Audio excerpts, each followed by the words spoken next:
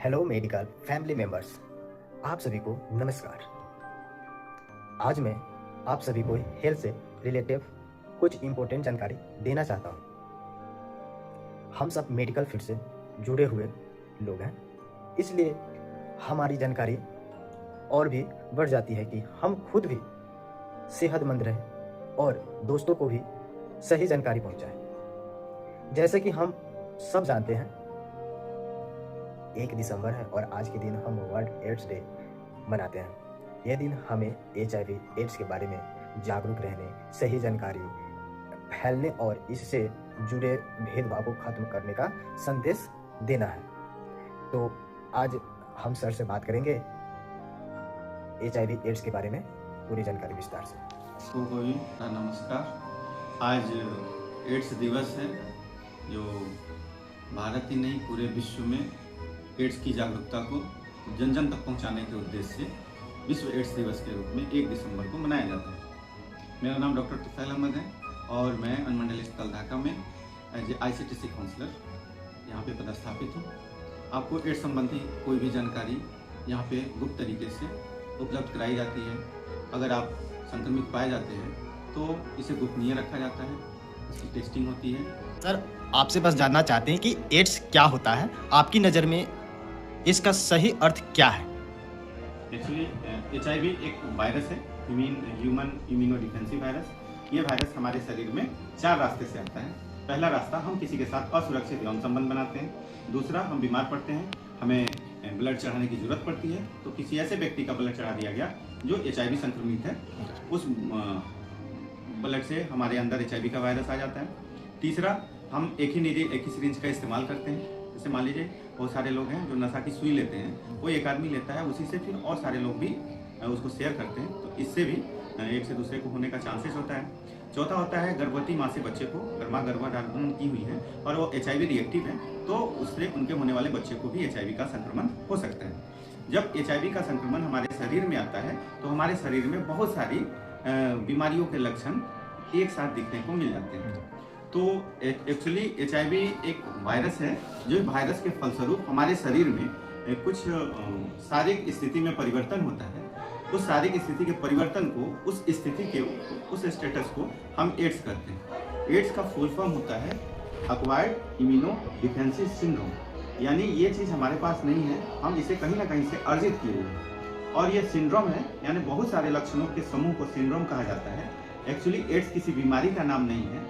आपके शरीर में तो अलग अलग तरह के अवसरवादी बीमारियों का लक्षण एक साथ देखने को मिलेंगे, उस स्थिति को हम एड्स कहते हैं। सर, HIV और एड्स एक ही बात है या दोनों अलग अलग डिफरेंस है? HIV एक वायरस है और इस वायरस के फलस्वरूप आपके बॉडी का जो स्टेटस होता है उसको एड्स कहते हैं। दोनों अलग अलग चीज है। HIV एक वायरस है और एड्स उस वायरस के फलस्वरूप होने वाली आपकी शारीरिक स्थिति है। आपके हिसाब से HIV कैसे फैलता है? HIV मुख्यतः 4 कारणों से होता है। पहला, हम अनप्रोटेक्टेड सेक्स होता है। दूसरा होता है ब्लड ट्रांसफ्यूजन से। तीसरा, निडल और सिरिंज के सेविंग से। और चौथा होता है प्रेग्नेंट वुमेन के होने वाले बच्चों को माँ से पेरेंट टू चाइल्ड ट्रांसमिशन के तौर पर इसे होते हैं। क्या HIV छूने या साथ बैठने से फैलता है? HIV कोई छुआछूत की बीमारी नहीं है। ऐसा नहीं है कि HIV किसी HIV रिएक्टिव आदमी से आप हाथ मिला लिए तो आपको हो जाएगा, उसके साथ बैठ के एक ही थाली में खाना खा लिए तो हो जाएगा। ये छुआछूत की बीमारी नहीं है। ऐसा नहीं, बहुत सारा कंफ्यूजन है हमारे लोगों में अवेयरनेस की कमी है, जिसको लाना पड़ेगा, लोगों को समझाना पड़ेगा कि ये मतलब सिर्फ और सिर्फ ये सेक्सुअल कांटेक्ट या ब्लड कांटेक्ट से ही होता है।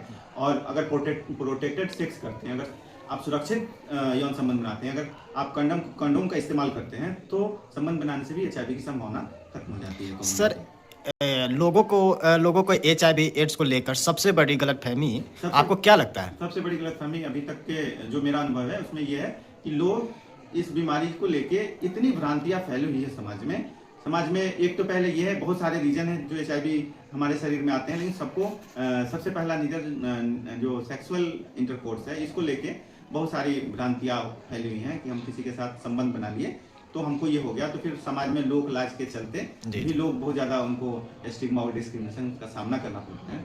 और मुख्य कारण ये नहीं है कि सिर्फ मतलब असुरक्षित यौन संबंध से ही होता है, नीडल सिरिंज शेयरिंग से भी है, ब्लड ट्रांसफ्यूजन से भी हो सकता है, गर्भवती माँ से बच्चों को हो सकता है। इस कारण कुछ भी हो सकता है, ऐसा नहीं है कि सिर्फ। तो यही हमारे लोगों में ये प्रिस्क्रिप्शन बना हुआ है कि हम अगर हमको एड्स हुआ है तो हम ऐसा तो नहीं कि चरित्रहीन है, ऐसे ही इस वजह से लोगों को आपके हिसाब से हमें किस तरह की माइंडसेट को तोड़ना चाहिए? हमें लोगों को सबसे पहले एड्स के रोगियों के साथ भेदभाव नहीं करना चाहिए। जी। और HIV एड्स एक्ट 2017 के तहत अगर हम किसी तरह का भेदभाव अगर एड्स रोगियों के साथ करते हैं, जो लोग HIV एड्स के साथ जीवित हैं, जी रहे हैं, उनके साथ अगर किसी तरह का भेदभाव करते हैं तो कानूनी रूप से उन्हें दंडित करने का भी प्रावधान है। एड्स से बचने के लिए सबसे जरूरी चीज क्या है? अगर हम HIV या वायरस अगर हमारे शरीर में आ गया तो हम ये नहीं कहेंगे कि इसको एड्स हो गया है। HIV वायरस अगर आपके शरीर में आ गया हुआ यानी वो रिएक्टिव आ गया, तो अगर आप ART की रेगुलर दवा खा रहे हैं, अगर 30 टैबलेट का एक डिब्बा होता है, 30 टैबलेट रोज एक रात में खाना है, अगर ये आप खा रहे हैं, एड्रेंस मेंटेन हो रहा है, तो और उसके अलावा अगर आप पौष्टिक आहार ले रहे हैं, तो ये HIV रिएक्टिव तो आप रहेंगे, लेकिन आपका जो शारीरिक स्थिति है वो एड्स में कन्वर्ट नहीं हो पाएगा। तो जैसे ही अगर आप अपना खान पान ठीक रख रहे हैं, अल्कोहल से दूर रहेंगे, धूमपान से दूर रहेंगे, पॉजिटिव थिंकिंग करेंगे, योगा एक्सरसाइज करेंगे और ART की रेगुलर दवा खाएंगे, तो निश्चित रूप से हमको लग रहा है मानसिक सबल अगर आप में है, मानसिक सबलता आपके अंदर है, तो निश्चित रूप से HIV एड्स में कन्वर्ट होगा ही नहीं। HIV टेस्ट को आप कितना इम्पोर्टेंस मानते हैं? हम लोगों ने एक कैंपेन चलाया था, नो योर स्टेटस। इसके तहत सब लोगों से ये हम लोग अपील किए थे कि सब लोग अपना HIV स्टेटस जान लें। अगर मान लीजिए अगर HIV स्टेटस कोई जानते हैं तो पता चलता है कि अगर रिएक्टिव है तो उसको यथाशीघ्र ART की दवा शुरू करा दी जाती है। अगर मान लीजिए नहीं है तो फिर कोई बात ही नहीं है। तो हर इंसान को कम से कम HIV स्टेटस के बारे में जरूर पता होना चाहिए, क्योंकि मान लीजिए हमको ब्लड डोनेट करने की इच्छा है, अगर हमारे अंदर HIV का वायरस है तो हम तो ब्लड डोनेट नहीं कर पाएंगे। तो इतना पुण्य के काम से आप वंचित रह रहे हैं, तो इसके लिए तो जरूरी है कि हर लोगों में ये जागरूकता फैलाना कि एक बार कम से कम वो अपनी HIV स्टेटस को जरूर जाने। इसके लिए HIV टेस्ट हर सरकारी हॉस्पिटल में गुप्त और मुफ्त होता है। HIV पॉजिटिव लोगों के साथ सोसाइटी का भेदभाव कैसा होना चाहिए? किसी तरह का कोई भेदभाव नहीं करना चाहिए। एक्चुअली ये छुआछूत की बीमारी है नहीं है, बीमारी किसी को हो सकता है, वायरस किसी, अभी हाल रिसेंटली आप लोगों ने कोविड-19 के बारे में तो स्मरण ही होगा, याद ही होगा कि कोरोना वायरस आया था, तो उसके को लेके भी बहुत सारी भ्रांतियां फैली हुई थी। तो HIV वायरस बहुत ही मतलब हम एक तरह से कहें तो इसको जब तक हम अपने पास लाएंगे नहीं तो आएगा नहीं। तो किसी के साथ हाथ मिलाने से, बैठने से, बात करने से या किसी के सुख दुख में शामिल होने से HIV वायरस तो होगा नहीं। तो इसके लिए क्या करना है कि हम लोगों को अपने समाज में इन लोगों से भेदभाव नहीं करना चाहिए। ऐसा इसलिए नहीं कि कानूनी रूप से हम दंडित होने से बच सके, इसलिए कि हमारा मानवता सबसे ऊपर होना चाहिए। क्या आपको लगता है कि अभी भी भेदभाव होता है? बहुत कमी आई है इसमें, लोगों में जागृति बढ़ी है। लोग अब बहुत सारे लोग अच्छे पहले तो ऐसा था कि लोग अगर जान जाते थे कि इसको HIV है या एड्स है तो ये उसको अपने काम पे नहीं करते थे। अब ऐसा है कुछ नहीं है, सब लोग उसके साथ भेदभाव नहीं के बराबर हो रहा है। फिर भी कहीं कहीं हो रहा है जहाँ पे अवेयरनेस लाके हम लोग इसको कम करने का कोशिश कर सकते हैं। आज एड्स डे पर आप लोगों को क्या संदेश देना चाहेंगे? एड्स दिवस के अवसर पर जितने भी लोग हैं सबको हम ये कहेंगे कि नो योर स्टेटस कैंपेन के तहत सब लोगों को HIV का जांच करा के अपने स्टेटस से रूबरू हो जाना चाहिए। एक लाइन में एड्स को लेकर सोसाइटी को क्या बदलना चाहिए? क्योंकि HIV एड्स को जड़ से खत्म करने का कोई अभी दवा उपलब्ध नहीं है। हम जो भी दवा दे रहे हैं वो उसके इम्यून सिस्टम को स्ट्रॉन्ग करने के लिए दे रहे हैं। तो HIV को नियंत्रित किया जा सकता है, खत्म नहीं किया जा सकता है। तो नियंत्रण करने के लिए सबसे बड़ा चीज है कि जो HIV रिएक्टिव है उनको ART की दवा दी जाए, और जो HIV रिएक्टिव नहीं है वो अवेयरनेस लाएं, ताकि लोगों में HIV के साथ मतलब सजग हो सके और सोसाइटी को HIV एड्स से बचाएं जा सके।